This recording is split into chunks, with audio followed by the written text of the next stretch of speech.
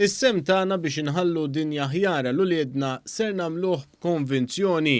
Hekk stqarr il-Prim Ministru Robert Abela fi stqarrija ministerjali fil-Parlament li fiha l-Prim Ministru ta' rendi kont tas-sem tiegħu fil-konferenza COP26 fi Glasgow l-Iskozja il-ġimgħa l-oħra. Il-Prim Ministru saħaq li biex tkun miġġielda din l-isfida f'pajjiżna jrid ikollna mhux biss ir-rieda iżda wkoll iffinanzjar u t-teknoloġija neċessarja.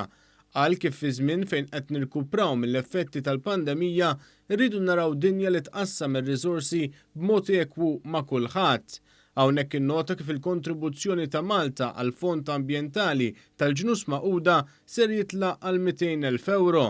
Il-Prim Ministru Robert Abela nnota kif il-qalba l-gass biex niġġeneraw l-enerġija tagħna naqset l-emissjonijiet minn żmien meta pajjiżna kien juża l-aktar żejt li jħammeġ il-heavy fuel oil. Hawnhekk ikkontrasta din id-deċiżjoni ma' dik li kienha Gvern Nazzjonalista. Bidel il-liġi biex seta' jippermetti lil min ried illi jażel biex juża il-heavy fuel oil bħala dak li jiġġenera l-enerġija fil-pajjiż.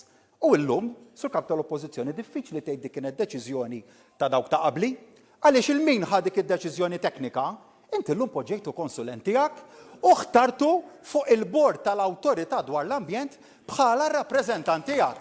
It-tlieta filgħaxija l-Prim Ministru qal li madankollu fadal iktar xi jsir u għalhekk huwa semma numru ta' miżuri li qed jittieħdu.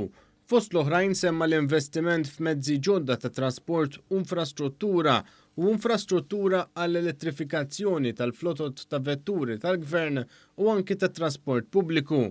Il-Prim Ministru semma wkoll l-investiment ta' 9 biljun euro li qed isir f'impjant li jiġġenera l-enerġija mill-iskart, investiment li wkoll jikkuntrasta ma' deċiżjonijiet li kien ħa Gvern Nazzjonalista fil-passat. Intom x'għamiltu meta ġejtu biex tieħdu deċiżjoni flok mortu għal proġett ta' inċineratur, kabbartu l-Matab. Taf kemm kabbartuha? b'150 tonna. Il-Prim Ministru spjega wkoll kif qed jissaħħu l-inċentivi għax-xiri tal-karozzi elettriċi biex issa dawk ta' Malta huma l-aqwa fl-Ewropa. Dan fil-waqt li pajjiżna għandu wkoll inċentivi b'saħħithom għal min irid jinvesti fl-enerġija rinnovabbli, fil-waqt li mis-sena d-dieħla ser jibda jingħata trasport pubbliku b'xejn għal kulħadd. Hawnhekk ħabbar kif mill-erba' il-karozzi tal-linja elettriċi f'Għawdex ser ikunu qed jibdew jidħlu fis-servizz tat-trasport pubbliku. Hemm buses illi jaħdmu bl-elettriku u li jinsabu weqfin ġewwa l-Gżira u ċija informat illi minn għada filgħodu dawn il-buses se jkunu qegħdin jibdew jiġu utilizzati. Il-Prim Ministru Robert Abela temm jgħid kif l-isfidi u l-piżijiet marbuta mal-isforzi kontra t-tibdil fil-klima mhux ser ikunu qed jintefgħu fuq in-nies.